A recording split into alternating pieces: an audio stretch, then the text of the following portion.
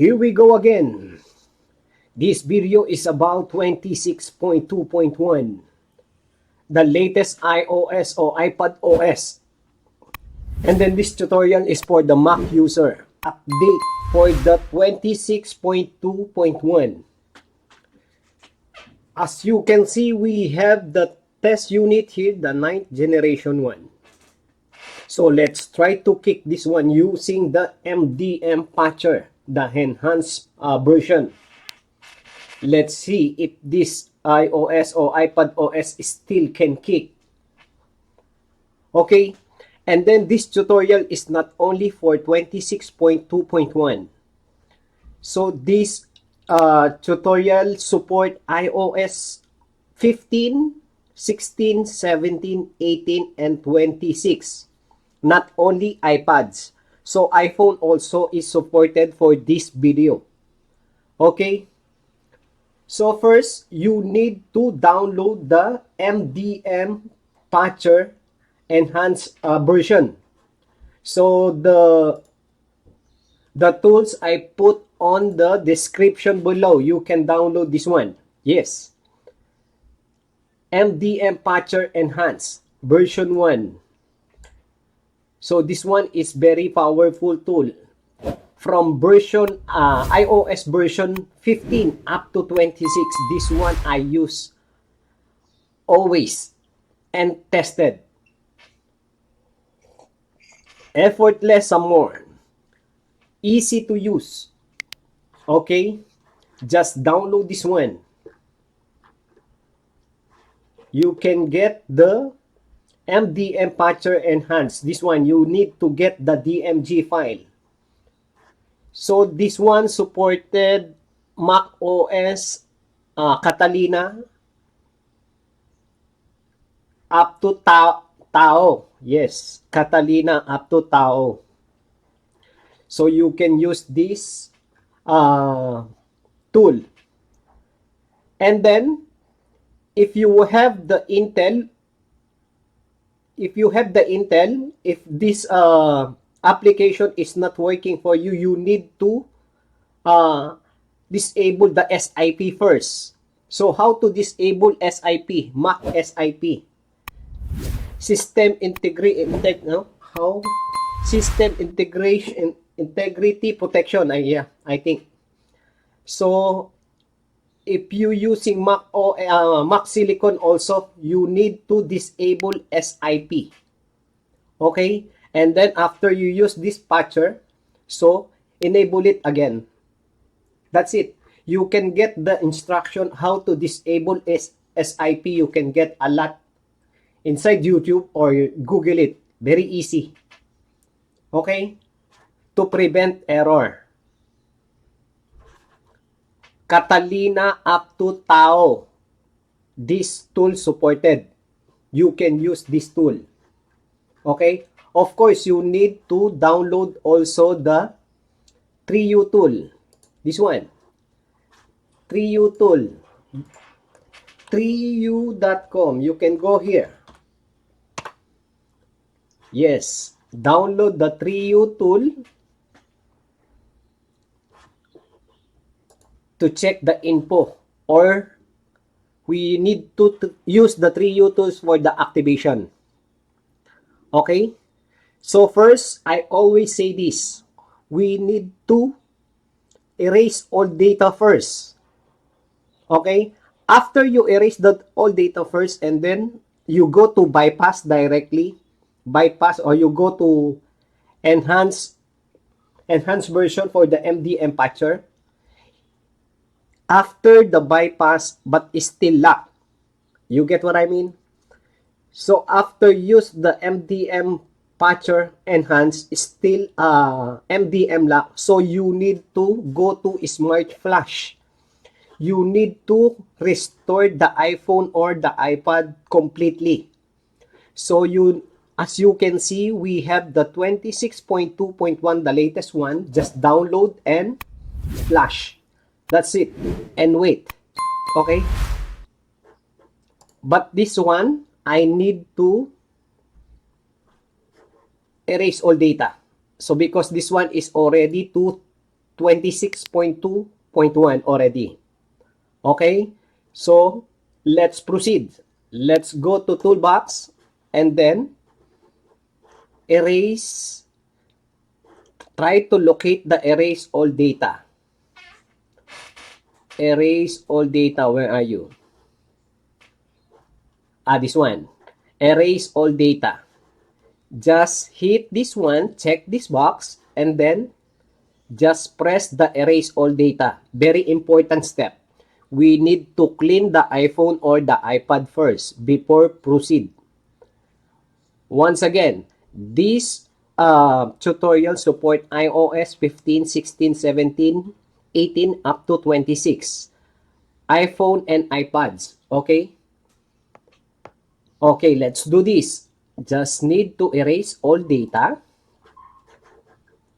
and check this one. Erase all data. That's it, and wait. Wait until the iPad go to setup menu.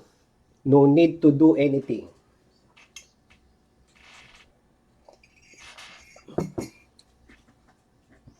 And then, I want to introduce one more tool, but this one is paid. If you not succeed with this tutorial, if the MDM patcher not supported or cannot bypass your MDM lock, something like that. So we have the trusted tool, but this one is paid. Let me introduce to all of you the PassFab. This one I try already. This one is trusted. You can download this one for free. Windows and Mac. So we have the tutorial for Windows, this one. So I have the tutorial for this one. You can follow this tutorial. Very easy and effortless. 100%. They support iOS 15 also. 16, 17, 18, 26. iPhone and iPads. If you have trouble or if you lazy to follow the free step or the free tool, so you can go here and proceed. But this one, once again, this one is paid. Okay? By PassFab. Of course, this one is accurate. More accurate than the free one. Okay? More accurate. This one, we have the success rate, I think, 99.9%. They can bypass the MDM. Accurate. Accurate than free, of course. That's why we paid for the service. Accurate. So that's one, the PassFab. So they have a lot of not only MDM, so you can explore what is PassFab can do. So you can visit their link, the website. So this one is trusted. I tried already. Okay? And very easy, effortless to use. So this one is very easy. Just download the Mac version and then install. That's it. Okay, let me show you. So I think I have downloaded already here. Just open and then just drag the PassFab tool to application. And then open the application.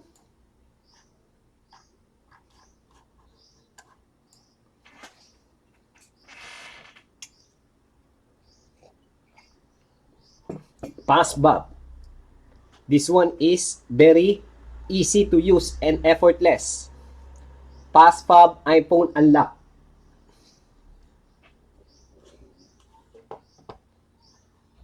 So wait until the PassFab go to application folder. As you can see, still running the erase all data. So let me explain a little bit more for the PassFab, because this one tested. That's why I recommend to everybody.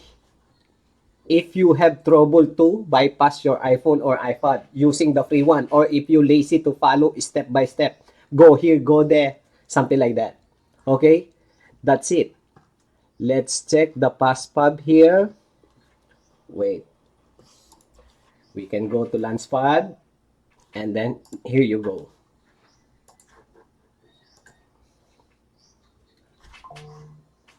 Okay, so open it.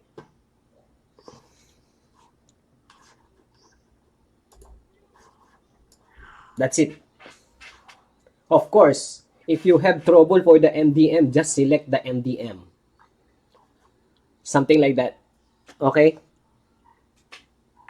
So now, let's proceed to the main topic. Thank you, Paspab.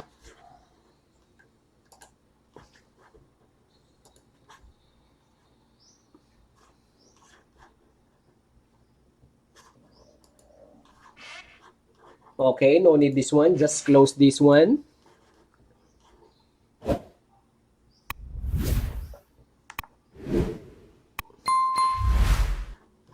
Okay. Data erase successfully. So we need to close this one. Okay, once again, very important. We need to erase all data first to prevent error. Okay? And then after erase all data, no need to do anything. Just leave the iPhone or iPad, something like that. Okay? As you can see, the iPad is not activated yet. Okay? So this one is very important. Before we proceed, we need to activate the iPad first. So let's do this. Activate. So just activate only, up to you, but I recommend to activate only.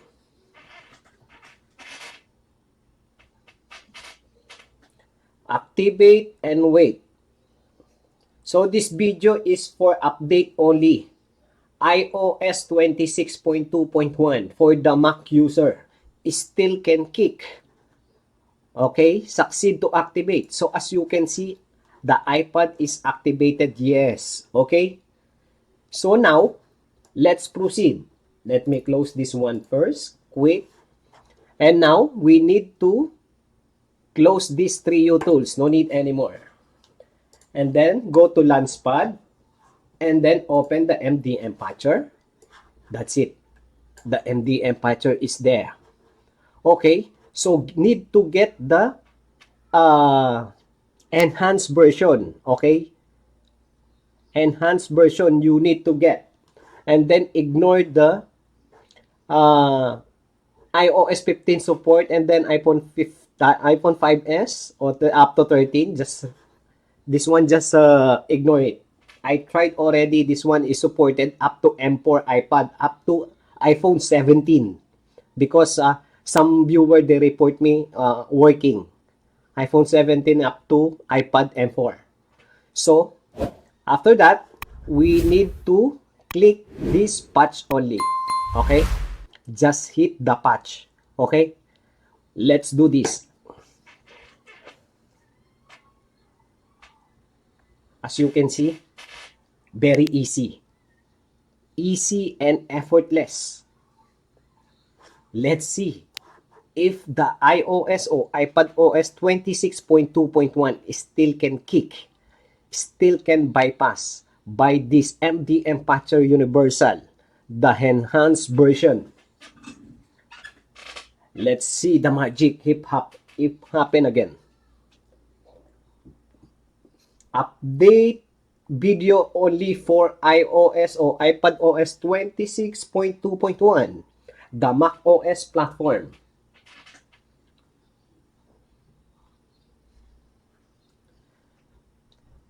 And then, take note, before you proceed, you need to, if the application is not working for you, or you can get some error, something blah blah blah, something like that, you need to disable the SIP first before you proceed, or before you open the MDM Patcher Universal. Okay? So let's check if the magic happen. Restore complete. Okay, continue. Continue. You can see, as long you are in data and privacy, meaning the MDM is bypassed already. So this tool is still working on iPad or iOS 26.2.1. No need to worry. Okay? So continue. Don't use. Agree.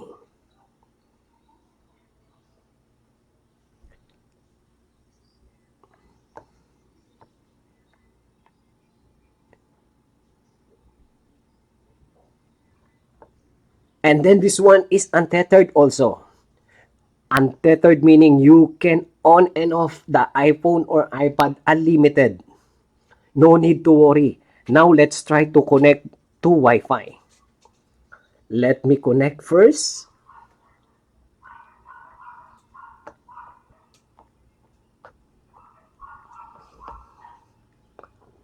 Okay, that's it. No need to worry, guys. And then, for example, you have bypassed already using this tool. For example, you have 26.0, 26.1, 26.2. If you want to update via Wi-Fi, no need to worry. This one is very safe. Using Wi-Fi or using OTA, on the air update, is very safe. I try already. So go ahead if you want to update your iPhone or iPad using OTA, no need to worry. You go ahead. It's very safe. Now we have the Wi-Fi connection already, and then let the all application loading. That's it, guys. It still can kick iOS or iPad OS. MDM lock. Very easy. If you have the Mac OS system, more easy than Windows. This MDM patcher is very easy to use. More accurate some more. Okay, now let me show you this one is untethered. So untethered meaning no need to redo again and again the process.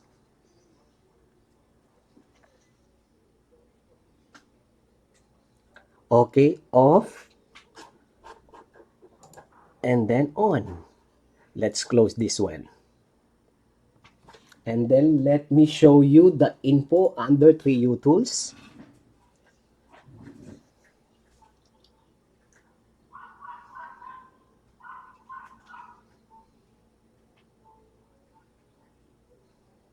That's it. Untethered. So no need to worry, guys. Once again, this video is for update only for the iOS or iPad OS 26.2.1. So that's it. See you on iOS or iPad OS 26.3. So the 26.3, I think is still beta 2. Let me connect first. Let's check the latest beta for today. So today is February 22, 2026. Let's check the latest beta version. Okay, so let's check the beta version. So yes, the beta version is still beta 2. So if the beta 3 release, let me try the beta 3. Because if the beta 3 can bypass, I think the official also can bypass. So that's it for today. See you on 26.3. And see you next one. That's it. Bye-bye.